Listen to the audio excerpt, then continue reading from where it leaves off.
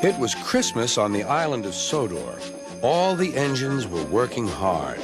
Thomas and Toby were busy carrying people and parcels up and down the branch line. Everyone was happy. Only the coaches, Annie and Clarabelle, were complaining. "It's always the same before Christmas," they groaned. "We feel so full. We feel so full."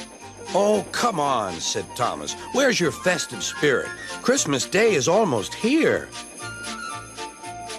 By the side of the track was a little cottage with a familiar figure waving to them.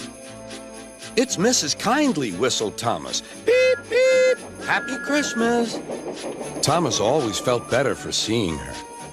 Christmas just wouldn't be Christmas without Mrs. Kindly, he said to himself. When work was over, Thomas went to see the other engines. All their coats had been polished. "Huh," said Gordon. "Just look at us. Your driver will have to work fast to get you as smart as us." "Never mind that," replied Thomas. "I've something important to say. Do you realize it's been a whole year since Mrs. Kindly saved us from a nasty accident?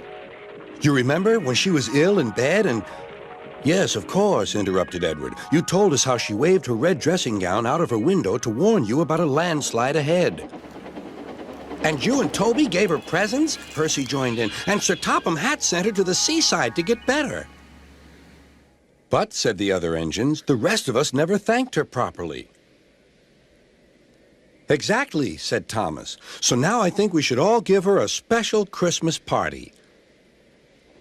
Everyone was getting very excited, and the drivers felt sure that Sir Topham Hatt would agree, as indeed he did. The engines were all busy making plans when silence fell. Sir Topham Hatt had bad news. "The weather's changed badly. Mrs. Kindly is snowed up. Toby says he'll help to rescue her. You must help too, Thomas. There's no party unless you do." Thomas hated snow, but he said bravely, "I'll try, sir. We must rescue her. We must." "There's a good engine. You and Toby will manage splendidly." Thomas charged the snowdrifts fiercely. Sometimes he swept them aside, sometimes they stuck fast, and the men had to loosen them.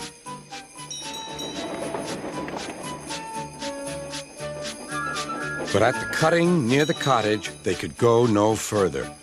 "Look at that!" exclaimed Thomas's fireman. "Beep, beep! Here we are!" An answering wave came from an upstairs window. Then they heard a familiar sound. "That's Terence, the tractor," said Thomas. "He's come to help too." Sure enough, Terence had a snowplow and was working hard to clear a patch to the railroad line and safety. At long last, the rescue was complete. Percy took the tired workmen home. Terence said goodbye to Mrs. Kindly and promised to take care of her cottage as he watched them all set off. The engines made good time. No more snow had fallen, but the yard was dark. There was no one to be seen. Thomas's heart sank. Suddenly, all the lights went on. What a marvelous sight awaited Mrs. Kindly. "Well done," said Sir Topham Hatt. "I'm really proud of you all." Mrs. Kindly especially thanked the smaller engines. "Thomas and Toby are old friends," she said. "And now, Percy, you are my friend too." Percy was very pleased. "3 cheers for Mrs. Kindly," he called. "Beep, beep, beep." They all whistled. "We wish you a Merry Christmas, we wish you a Merry Christmas, we wish you a Merry Christmas and a Happy New Year." Thomas the tank engine and his friends thought it was the best Christmas ever, and Mrs. Kindly could think of nowhere she would rather live than here with them on the island of Sodor.